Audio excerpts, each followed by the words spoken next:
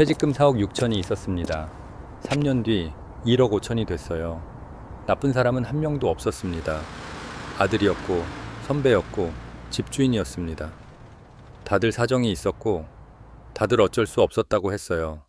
그러는 사이 우리 부부는 63살의 월세 빌라로 이사를 했습니다. 이사 날, 아내가 베란다에서 움직이질 않더라고요. 화분을 손으로 쓰다듬고 있었습니다.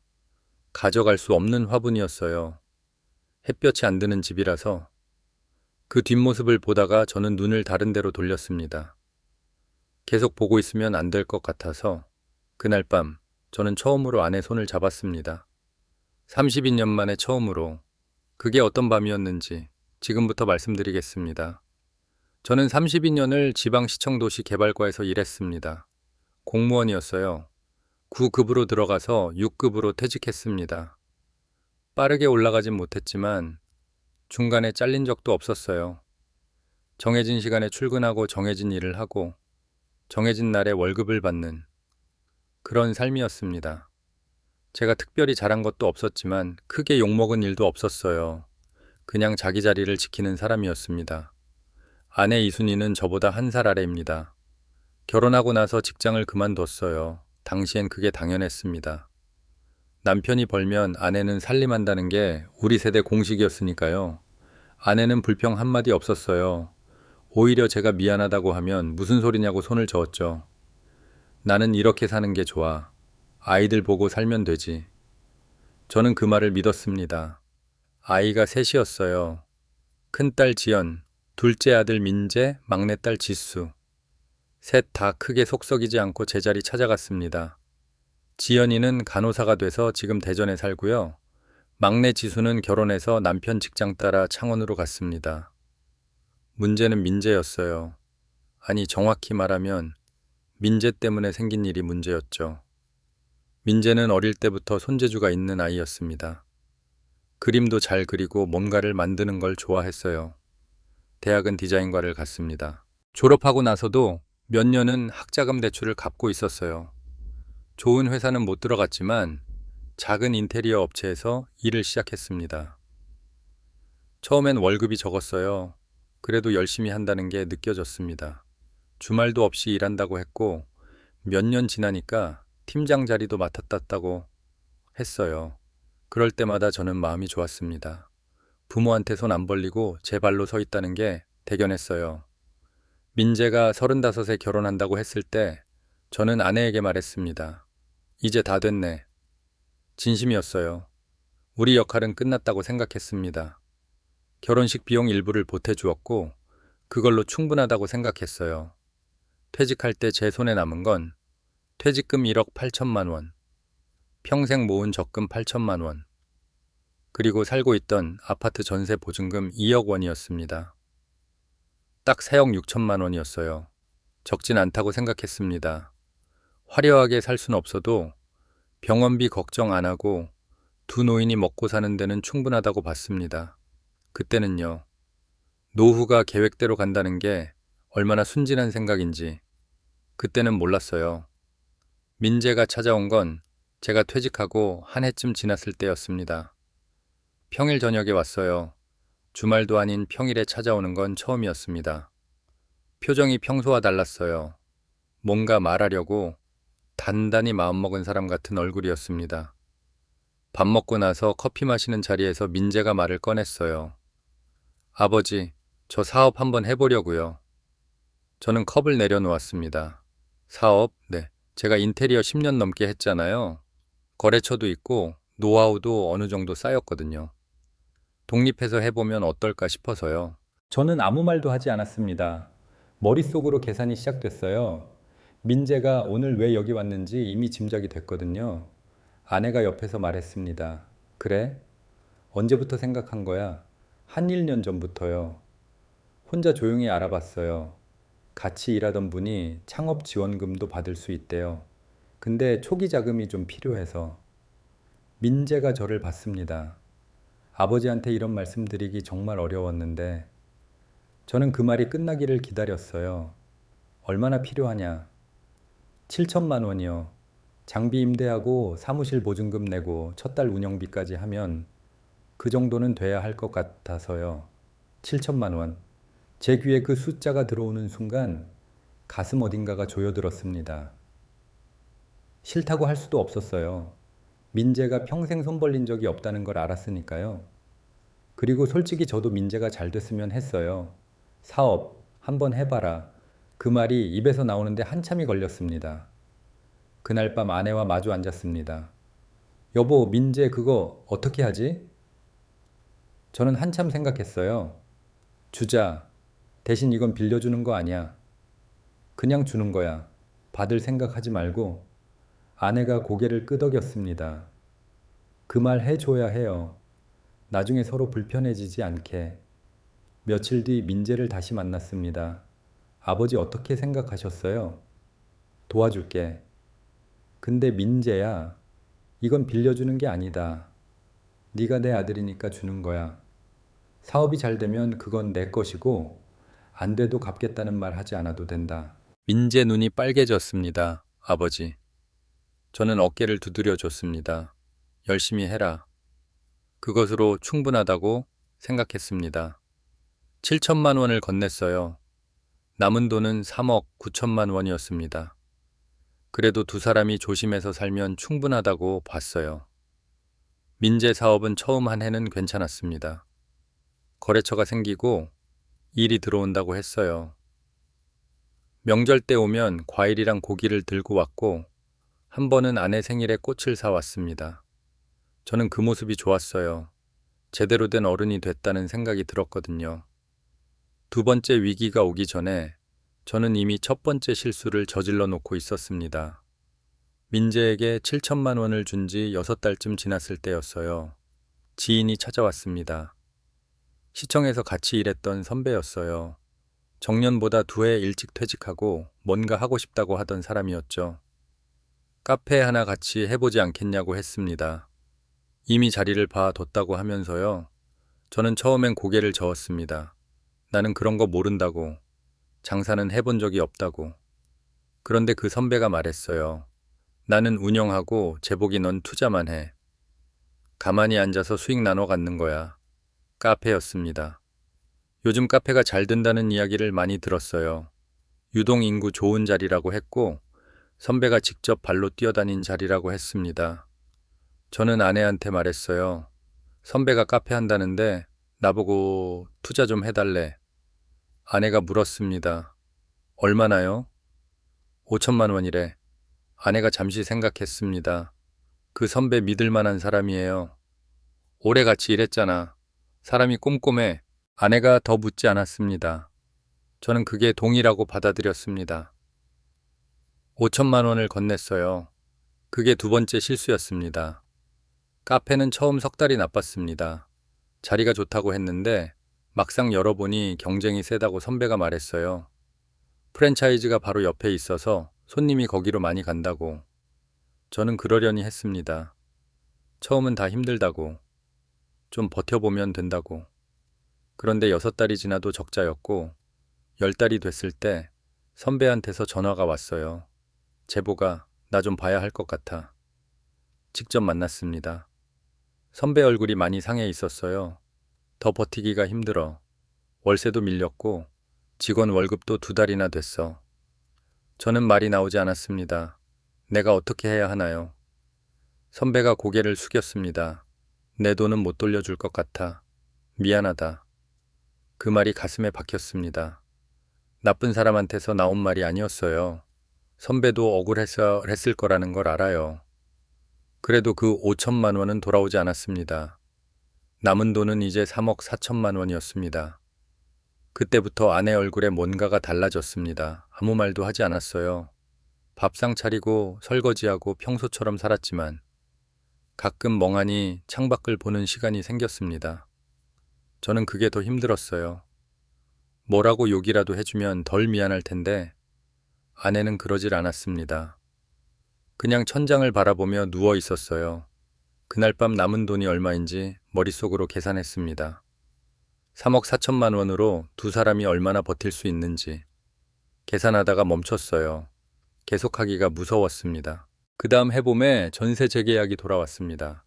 집주인이 올려달라고 했어요. 3천만 원을 더 달라고 하더군요. 저는 협의를 해봤습니다.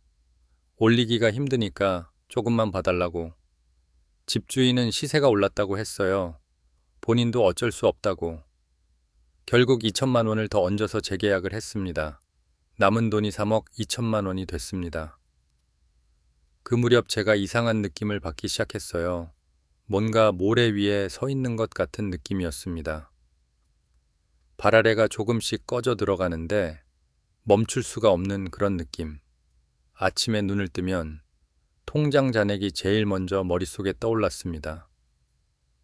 밥을 먹으면서도 생각하고, 텔레비전을 보면서도 생각하고, 마트에서 장을 보면서도 생각했어요. 이게 얼마나 남았나? 이걸로 얼마나 버티나? 그 계산이 하루 종일 머릿속에서 멈추지 않았습니다. 아내는 외식을 하자는 말을 꺼내지 않았어요.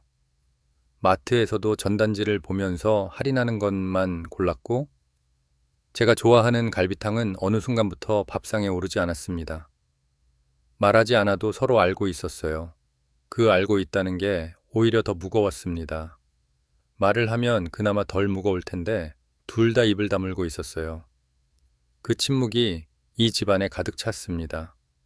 민재한테서 다시 연락이 온 건 그해 가을이었습니다. 이번엔 전화도 아니었어요. 직접 찾아왔습니다. 혼자 왔고 얼굴이 많이 여위어 있었어요. 아내가 밥 먹고 가라고 했는데 민재가 고개를 저었습니다. 밥은 됐어요. 드릴 말씀이 있어서요. 우리 세 사람이 마주 앉았습니다. 아버지, 저 사업 접으려고요. 저는 아무 말도 하지 않았습니다. 더 이상 버티기가 힘들어요.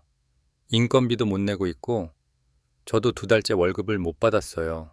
민재가 고개를 숙였습니다. 아버지한테 드린 돈 못 갚고 이렇게 되니까 너무 죄송해서. 저는 손을 들었습니다. 됐다. 민재가 고개를 들었어요. 그 돈 얘기는 하지 마. 우리가 줬다고 했잖아. 민재 눈이 빨개졌습니다. 그래도 아버지, 됐다고. 몸은 괜찮냐? 민재가 고개를 끄덕였지만 그게 거짓말이라는 걸 알 수 있었어요. 몸도 안 괜찮고 마음도 안 괜찮고 아무것도 안 괜찮은데 괜찮다고 한 거죠. 저도 그렇게 해왔으니까 압니다. 민재가 돌아간 뒤 아내와 저는 한참을 마주 앉아 있었습니다. TV를 켜지 않았어요. 전등만 켜두고 둘이 앉아서 아무 말도 하지 않았습니다. 그 고요함 속에서 저는 처음으로 현실을 정면으로 봤습니다.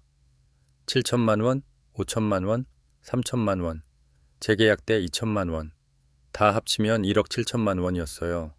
손에 남은 게 1억 5천만 원이었습니다. 전세 보증금 2억 원은 그대로 있었지만 살고 있는 집이니까 건드릴 수 없었어요.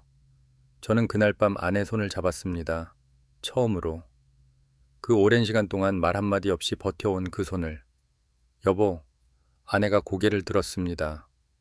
미안해. 아내가 고개를 저었어요. 왜요? 다 알면서도 못 막았어. 아내가 말했습니다. 나도 알고 있었어요. 민재가 어떻게 하나 지켜봐야지 생각했어. 저는 그 말에 목이 메었습니다. 아내도 알고 있었던 거예요. 그러면서도 아무 말 안 했던 거고, 우리 두 사람은 오랫동안 그렇게 손을 잡고 앉아 있었습니다. 아무 말도 하지 않았어요. 그게 어떤 위로보다 더 컸습니다. 그로부터 2달 뒤였습니다. 집주인한테서 연락이 왔어요. 전세 계약을 더 연장하기 어렵다고 했습니다. 본인이 그 집에 들어와서 살아야 한다고. 저는 나가야 했습니다. 6달 안에. 보증금을 돌려받았습니다. 2억 원이 통장에 들어왔어요. 잠깐은 숨이 트이는 것 같았습니다. 그런데 이걸 어디에 쓸 수 있는지 생각해보니 막막했어요. 이 나이에 전세를 새로 들어갈 만한 곳이 있을지. 부동산을 몇 군데 돌아다녔습니다. 중개인들이 저를 보는 눈빛이 달랐어요. 나이를 물었고 직업을 물었습니다. 퇴직했다고 하면 눈빛이 바뀌었어요. 소득이 없으면 대출이 어렵다는 걸 그때 알았습니다. 결국 전세는 포기하고 보증금 5천만 원에 월세 65만 원짜리 빌라로 들어왔습니다. 이사 날이었습니다. 짐이 많지 않았어요. 평생 살던 아파트를 나오면서 아내가 베란다를 마지막으로 한 번 돌아봤습니다. 화분들이 거기 있었어요. 가져갈 수가 없었습니다. 새로 들어오는 집에 햇볕이 잘 안 드는 방이었거든요. 아내가 화분 하나를 손으로 쓰다듬었습니다. 말없이. 저는 그 뒷모습을 보면서 눈을 다른 데로 돌렸습니다. 그 장면을 계속 보고 있으면 안 될 것 같아서요. 빌라 계단을 올라오면서 아내가 말했어요. 좁아도 괜찮아요. 저는 고개를 끄덕였습니다. 그 말을 믿고 싶었어요.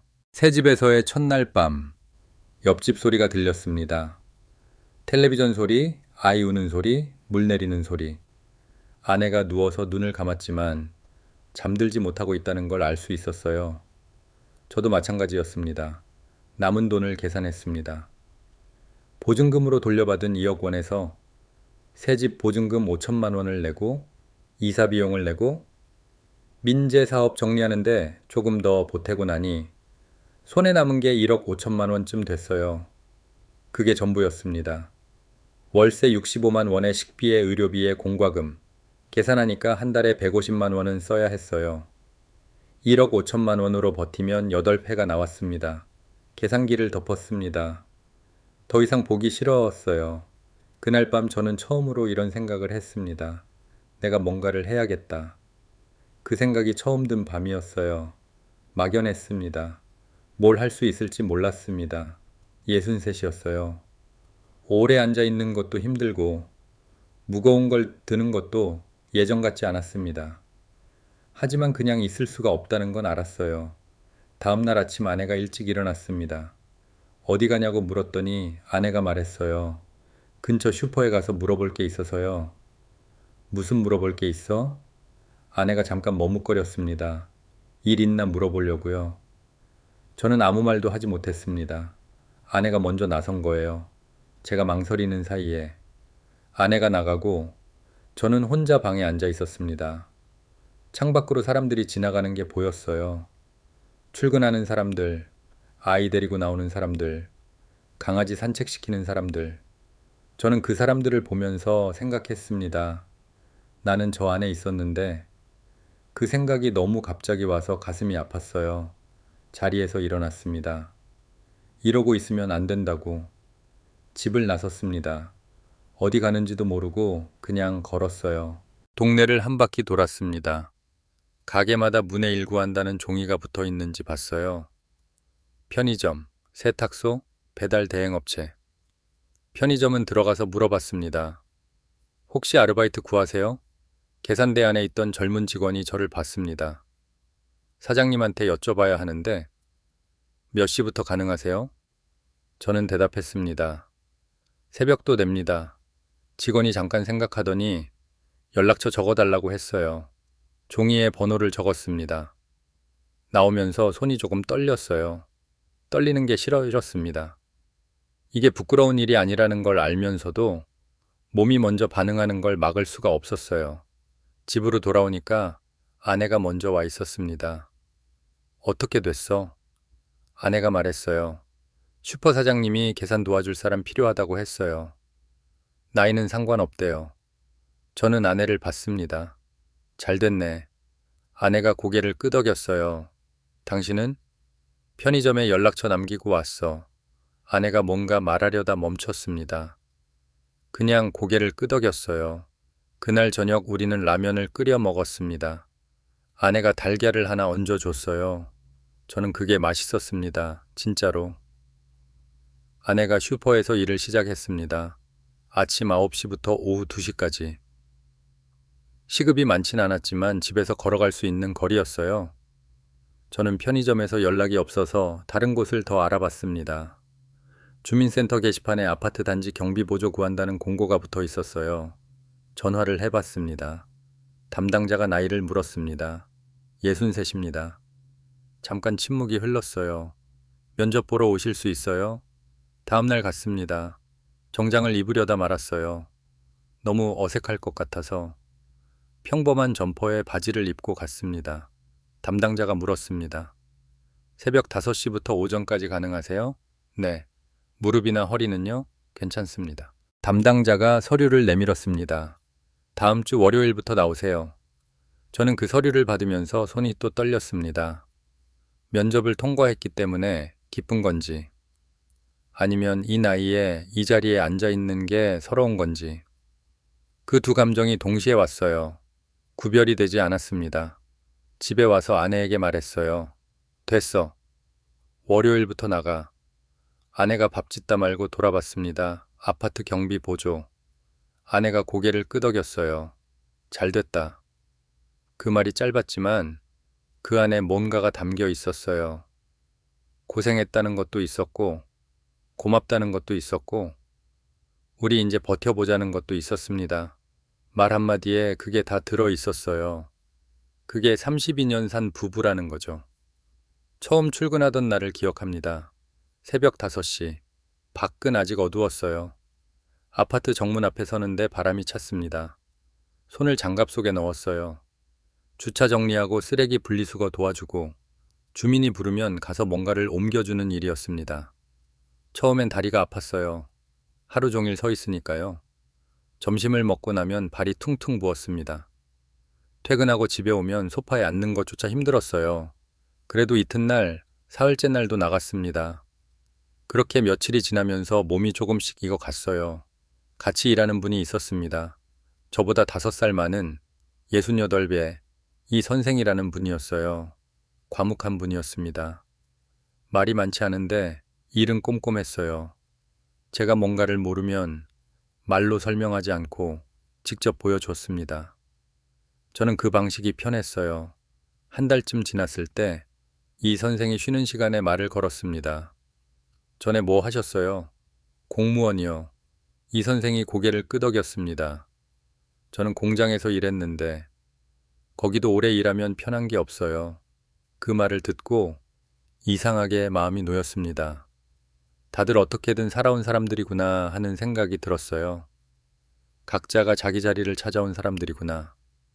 그 생각이 드니까 조금 달라졌습니다. 출근하는 게 덜 무겁게 느껴졌어요. 일을 시작하고 2달이 지났을 때 민재한테서 전화가 왔습니다. 아버지, 잘 계세요? 응. 잠깐 침묵이 흘렀어요. 아버지, 저 취직했어요. 어디? 예전에 거래하던 인테리어 회사에서 팀장으로 와달라고 해서요. 저는 잠깐 멈췄습니다. 잘 됐다. 제 목소리가 생각보다 낮게 나왔어요. 아버지, 그리고요. 민재가 말을 이었습니다. 매달 조금씩 드릴게요.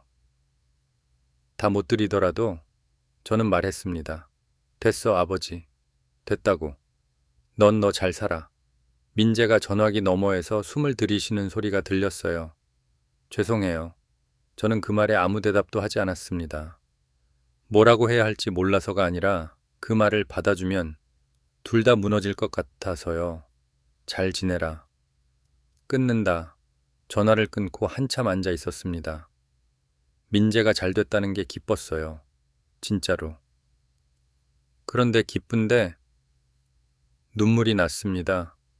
왜인지는 몰라요. 그냥 났습니다. 참으려다 못 참고 그냥 뒀어요. 아내한테도 말하지 않았습니다. 혼자 잠깐 울었어요.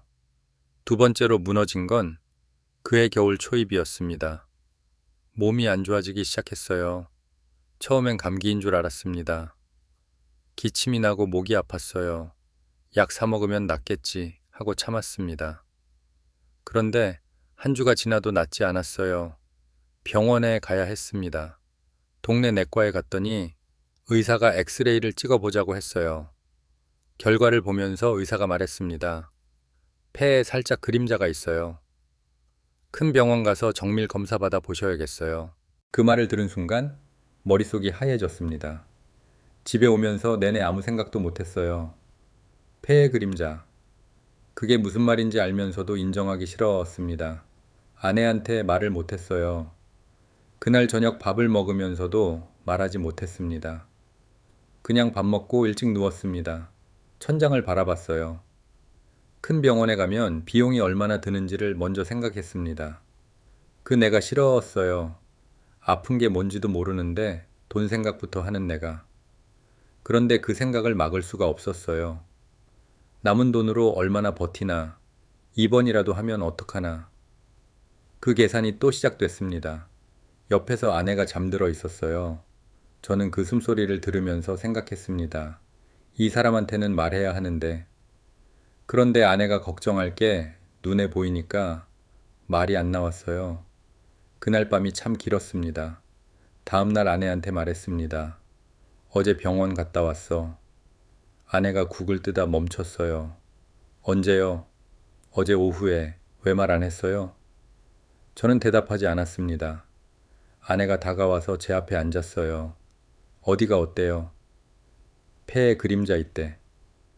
큰 병원 가서 보래. 아내가 숨을 들이켰습니다. 가야죠. 저는 고개를 끄덕였어요. 돈이. 아내가 제 말을 끊었습니다. 일단 가요. 그 다음에 생각해요. 그 말에 저는 목이 막혔습니다. 겁나는데도 그냥 가자고 하는 사람이었어요. 그 단단함이 어디서 나오는 건지 모르겠습니다. 큰 병원에 갔습니다. 검사를 여러 가지 했어요. 결과 나오는데 며칠이 걸렸습니다. 그 며칠이 어떻게 지나갔는지 잘 모르겠어요. 출근을 했습니다. 아파트 정문 앞에 서서 차량을 정리하면서도 생각이 거기로 갔어요. 만약에 큰 병이라면 그 생각이 파고들었다가 억지로 밀어냈습니다. 모르는 걸 가지고 겁먹으면 안 된다고. 결과 나오면 그때 생각하면 된다고. 그렇게 스스로를 달래면서 버텼습니다. 결과는 다행이었어요. 결핵도 암도 아니었습니다. 야외에서 오래 일하며 쌓인 먼지 때문에 생긴 흔적 같은 거라고. 앞으로 마스크를 잘 써야 한다고 했어요. 의사 말이 끝나는 순간 아내가 제 손을 꼭 잡았습니다. 말은 없었어요. 그냥 손만 잡았습니다. 저는 그 손의 온도를 느끼면서 생각했어요. 이게 전부구나. 이 사람 하나. 이것 하나면 되겠구나. 병원을 나서는데 하늘이 파랬습니다. 겨울 하늘이 그렇게 파랄 수 있는지 그때 처음 알았어요. 봄이 됐습니다. 아내는 슈퍼 일을 계속하고 있었어요. 사장님이 아내를 신뢰한다고 했습니다. 꼼꼼하다고, 손이 빠르다고. 아내가 그 말을 전해주면서 쑥스럽다는 듯 웃었어요. 저는 그 웃음이 오랜만이었습니다. 진짜 웃음이요. 빌라로 이사 온 뒤로 아내가 그렇게 웃는 걸 못 봤거든요. 눈물이 날 것 같았어요. 참았습니다. 저는 이 선생과 같이 일하면서 조금씩 익어갔습니다. 처음엔 하루가 끝나면 녹초가 됐는데 이제는 퇴근하고 나서 저녁을 먹고 산책도 할 수 있게 됐어요. 산책을 시작한 건 이 선생 권유였습니다. 걷는 게 제일이에요. 다른 거 다 필요 없고. 저는 처음엔 그냥 들었는데 한번 해봤더니 정말이었습니다. 저녁 먹고 동네를 한 바퀴 도는 게 일과가 됐어요. 아내도 같이 나왔습니다. 둘이 걸으면서 말을 많이 하진 않았어요. 그냥 걸었습니다. 어떤 날은 아내가 먼저 말을 꺼냈습니다. 오늘 슈퍼에 할머니 한 분이 오셨는데 매일 오시거든요. 오늘은 뭐가 필요한데 돈이 조금 모자라다고 하셨어요. 저는 걸으면서 들었습니다. 그래서 그냥 드렸어요. 다음에 가져오시라고. 저는 아내를 봤습니다. 아내가 앞을 보면서 말했어요. 그 할머니 얼굴이 자꾸 생각나서. 저는 아무 말도 하지 않았습니다. 이 사람은 이렇게 사는 사람이구나 하는 생각이 들었어요. 돈이 없어서 힘든데 더 없는 사람 보면 그냥 넘어가지 못하는 사람. 그게 부럽기도 하고 고맙기도 했습니다. 한 달 수입이 합쳐서 240만 원 정도 됩니다. 월세 65만 원 내고 나면 175만 원이 남아요. 두 사람 먹고 사는데 쓰고 나면 많이 남지는 않습니다. 그래도 적금을 조금씩 들기 시작했어요. 달마다 10만 원. 많지 않습니다. 처음엔 이게 무슨 의미가 있나 싶었어요. 10만 원짜리 적금이 뭘 바꿔주겠냐고. 그런데 이 선생이 말했어요. 모으는 게 습관이에요. 금액이 문제가 아니라. 그 말이 맞는 것 같았습니다.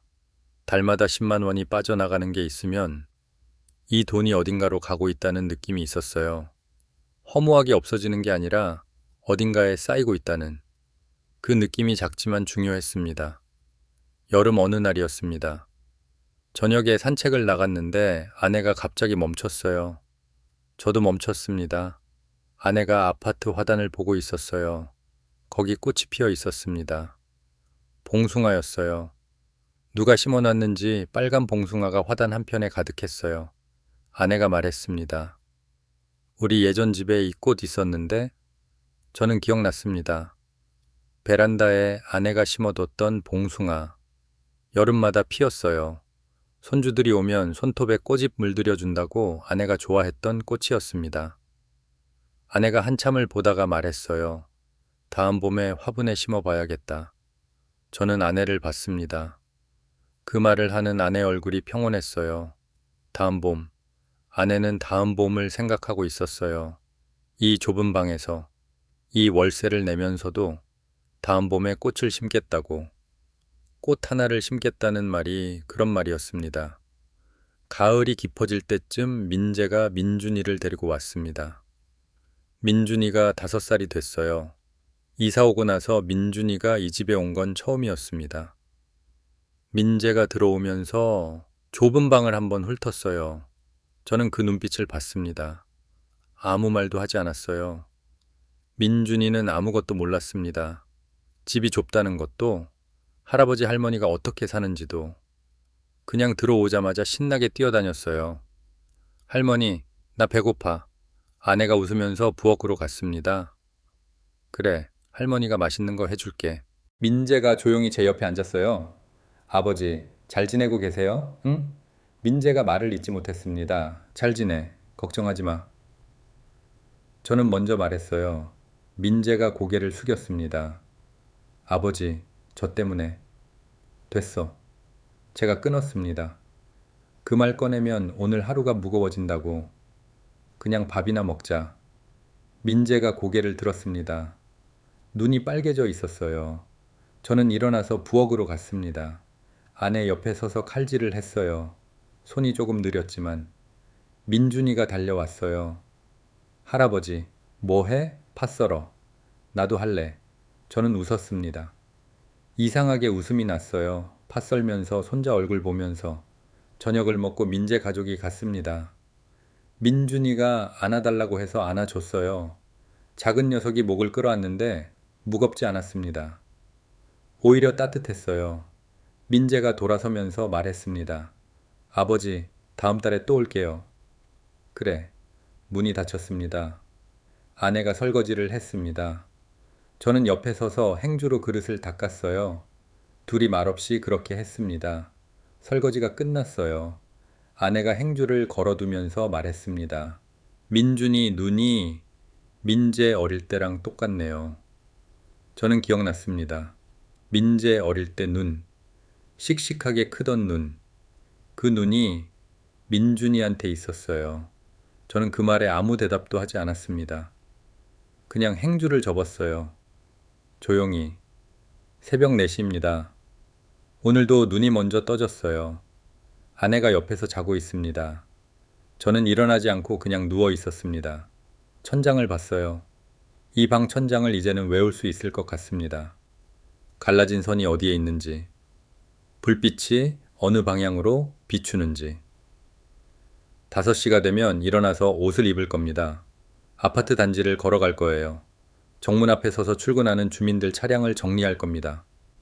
손이 찰 거예요. 장갑을 끼고 있어도 이맘때는 차거든요. 그래도 갈 겁니다. 내일도, 모레도. 아내 손이 이불 밖으로 나와 있었어요. 저는 그 손을 살며시 이불 속으로 넣어줬습니다. 아내가 움직이지 않았어요. 자고 있었습니다. 저는 다시 천장을 봤어요. 창문 틈으로 새벽빛이 조금씩 들어오고 있었습니다. 아직 어두운데 빛이 오고 있었어요. 그 빛이 방 안에서 아주 가늘고 길게 뻗어 있었습니다. 저는 그걸 보다가 눈을 감았어요. 그냥 이대로 조금만 더 누워있기로 했습니다. 긴 이야기 끝까지 함께 해주셔서 고맙습니다. 우리 집 이야기 채널에는 아직 전해드리지 못한 사연들이 계속 기다리고 있습니다. 구독해 두시면 그 이야기들 빠짐없이 전해드리겠습니다. 좋아요와 공유 하나가 같은 마음이신 분께 이 사연을 전해주는 힘이 됩니다. 다음 우리 집 이야기에서 다시 찾아뵙겠습니다. 오늘도 건강하고 평안한 하루 보내세요. 감사합니다.